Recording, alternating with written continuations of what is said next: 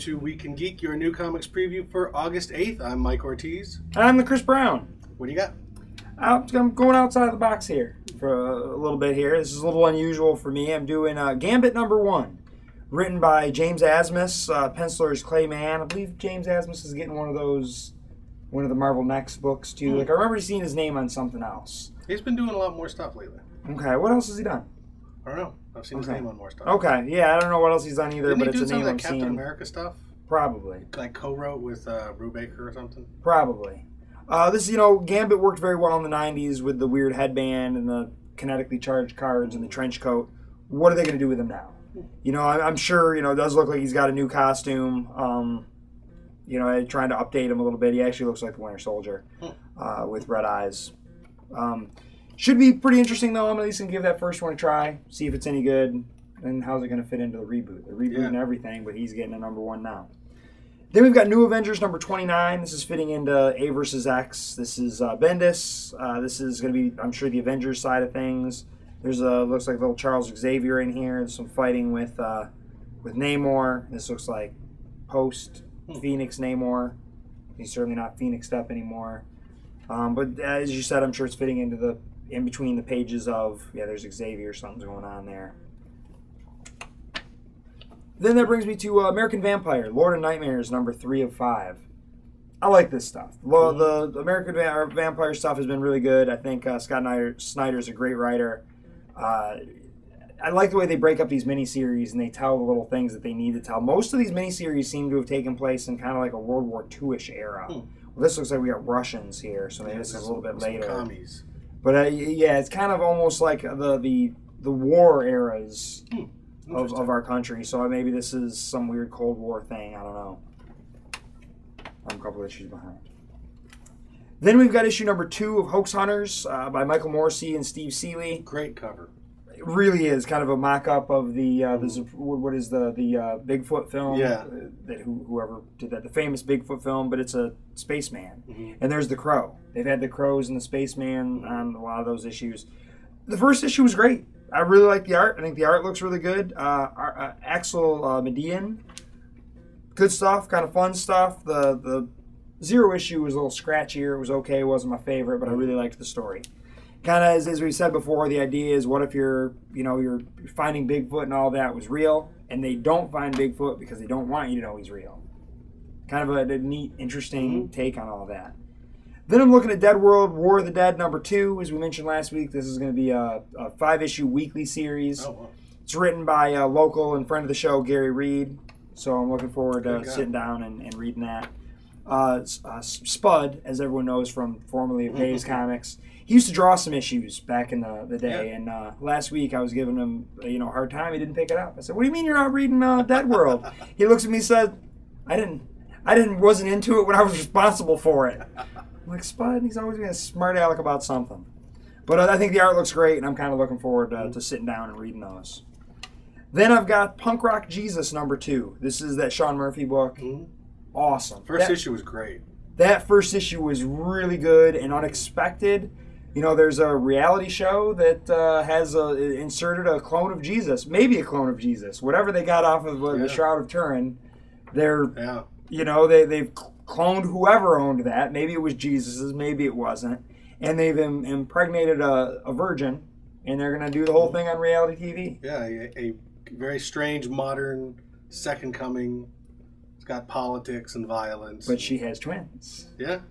And that's where it gets weird. Very, very cool stuff. If you are not reading that, find yourself in issue #1 if you can.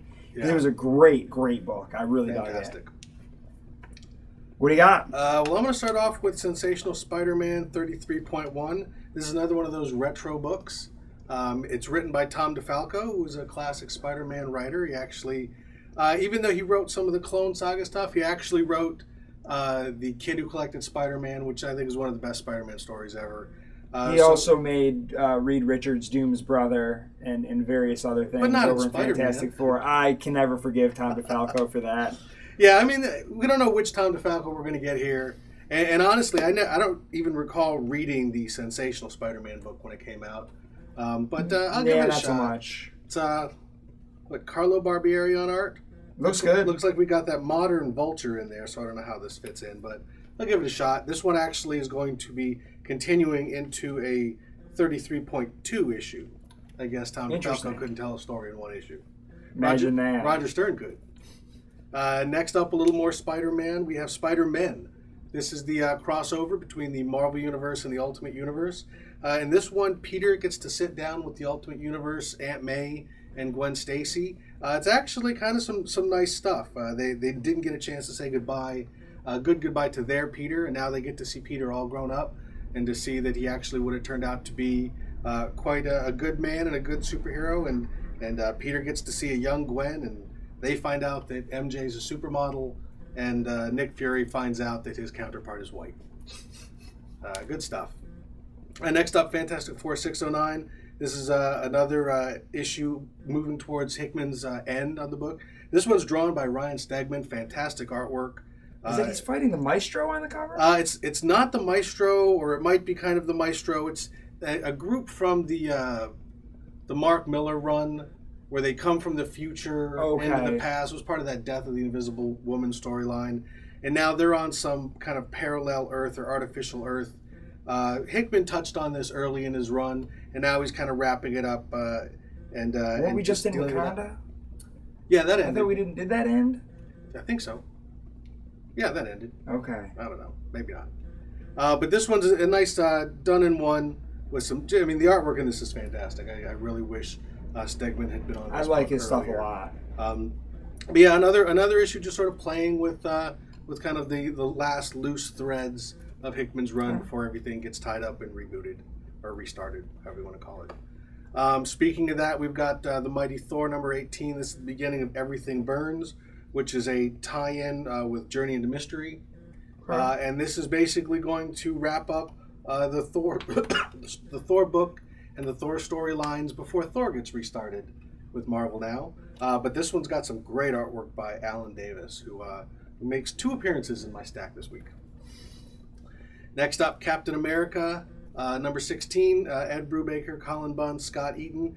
This is Captain America wrapping up all his loose ends. You're going to be getting a lot of that in the next couple of months.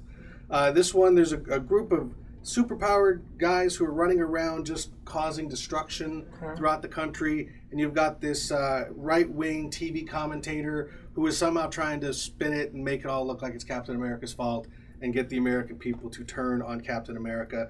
But of course, the right-wing commentator is not what he seems. Imagine that. Surprise, surprise. Next up, we've got Batman by Scott Snyder and Becky Cloonan. Kind of an odd art choice here. Becky Cloonan, also Matt Clark. The story sort of, the artwork shifts. Really unusual stuff. It's got kind of an indie look to it. Yeah. Becky Cloonan did a lot of Vertigo stuff, a lot of indie stuff. And then at the end, it gets a little bit more traditional superheroing when Batman pops up. It looks like it's a story of a young girl and how she fits into the Batman universe. So I'm kind of curious. It's kind of a change of pace from what they've been doing. It's a one-off. So, their next month is the 0 issue. And they've wrapped up their Court of Owls for now. And just showing how Batman fits into Gotham in kind of a small way. So kind of curious to see what Scott Snyder's going to do with that after this big, sprawling 11-month storyline. Well, then he comes out of it and gets to put the Joker in there. Yeah, so that's true. He's certainly only taking a brief break, and he's coming back out swinging. We're taking a breath, and then things are going to go kind of nuts. Indeed. Yep. So I guess that brings me to the top of my stack here. Yeah. My top pick this week is Archer and Armstrong number 1 by Valiant Comics. I'm loving all this Valiant stuff again. I really, again, we always make these 90s jokes. I got Gambit and Archer and Armstrong in my stack here. This book originally was, back in the day, follows the story of Aram, who's an Eternal, he's kind of an immortal, and him and his brother, Eternal Warrior, and then also the Time Walker.